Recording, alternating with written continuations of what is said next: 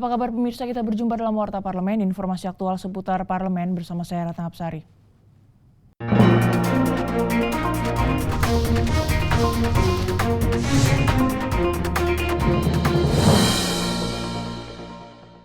Terkait banyaknya peraturan perundang-undangan termasuk peraturan daerah yang dinilai melanggar norma hukum yang berlaku, pimpinan DPR RI dan Presiden Joko Widodo sepakat untuk meningkatkan sistem pembangunan dan penerapan hukum di Indonesia.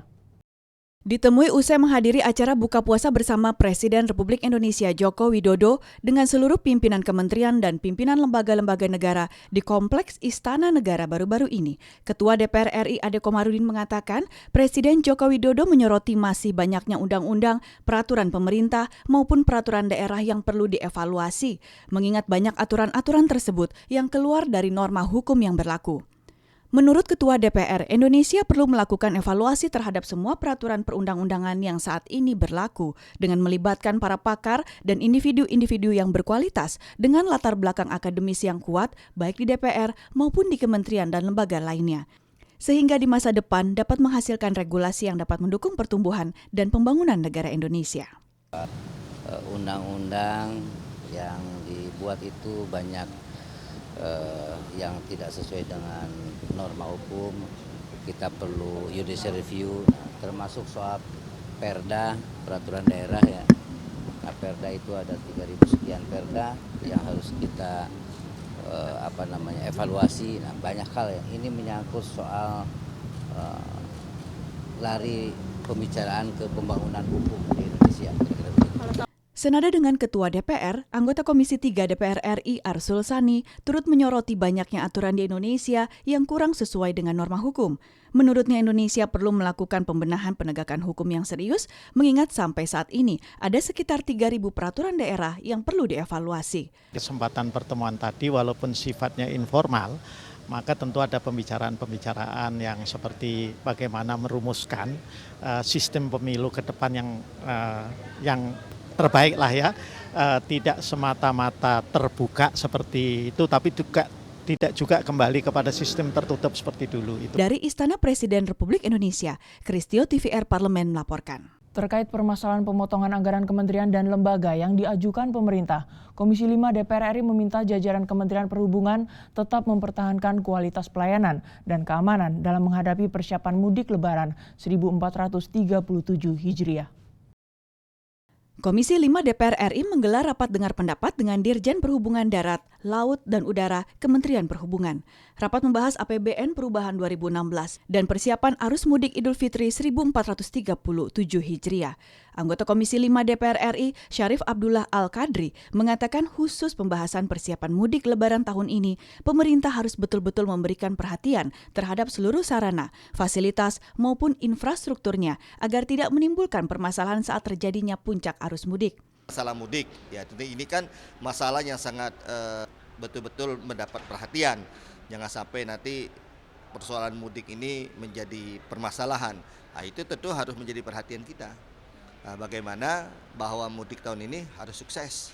Jangan sampai seperti beberapa waktu yang lalu sampai memakan korban kan. Guna mengurangi angka kecelakaan lalu lintas yang kerap memakan korban jiwa setiap tahunnya, anggota Komisi 5 DPR RI Muhammad Nizar Zahro meminta Direktorat Jenderal Perhubungan Darat bekerja sama dengan Kepala Korps Polisi Lalu Lintas untuk mensosialisasikan pesan kepada masyarakat agar tidak menggunakan kendaraan roda 2 sebagai angkutan mudik Lebaran.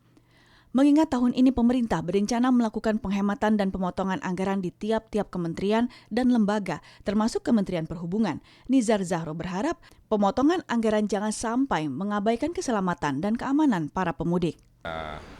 Kementerian Perhubungan kalau memang penghematan sudah instruksi dari Presiden dan tidak ada uang untuk kita meminta tambahan, ya mau tidak mau. Tapi prinsip dasarnya jangan sampai mengurangi khusus safety, keselamatan, transportasi, dan kepentingan masyarakat. Kalau untuk safety itu dikurangi, maka ini akan membahayakan kepada masyarakat. Siva dan Temi, TVR Parlemen melaporkan. Terkait pencalonan Komjen Tito Karnavian sebagai calon tunggal Kapolri yang diajukan Presiden kepada DPR, sejumlah anggota Komisi 3 DPR RI berharap Komjen Tito Karnavian dapat merangkul para senior yang berada di tubuh kepolisian dan dapat berkoordinasi dengan lembaga penegak hukum lainnya.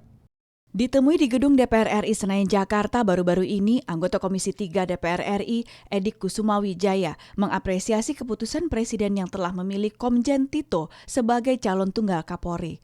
Menurutnya, Komjen Tito telah memiliki banyak pengalaman dan prestasi dalam menangani berbagai kasus selama menjabat sebagai anggota kepolisian, baik pada kasus terorisme, narkotika, dan kriminalitas.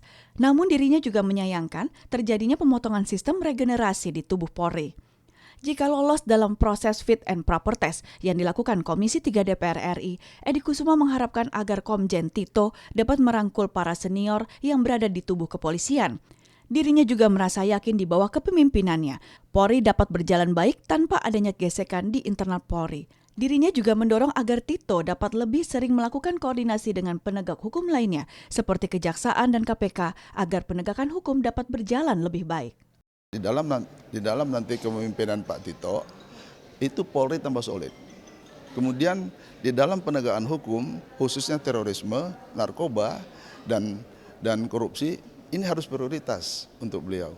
Kemudian masalah senior junior tadi, saya rasa Pak Tito bisa mengakomodir bagaimana para senior dan mana satu liting misalnya, dan bagaimana junior di dalam penempatan tugas-tugas di jabatan di kepolisian. Anggota Komisi 3 DPR RI Iputu Sudiartana mengatakan penunjukan Komjen Tito Karnavian sebagai calon Kapolri menjadi sejarah tersendiri bagi institusi Polri karena melangkahi para seniornya.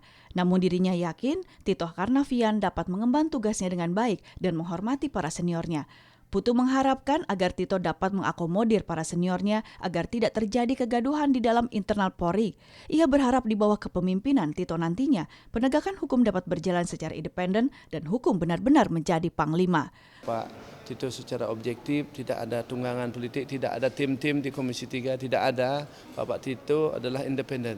Nah sekarang ini hadirlah ya pemimpin yang memang independen penegakan hukumnya, tidak dibela oleh partai politik, kiri atau kanan. Ini Bapak Tito diharapkan independen, tidak pandang bulu dalam penegakan hukum. Hukum dijadikan panglima. Itu yang kita harapkan kepada Bapak Tito bila mana terpilih nanti sebagai Kapolri. Rohim Nugraha, TVR Parlemen melaporkan. Demikian Warta Parlemen kali ini, sampai jumpa pada Warta Parlemen berikutnya. Terima kasih atas perhatian Anda. Wassalam. Thank you.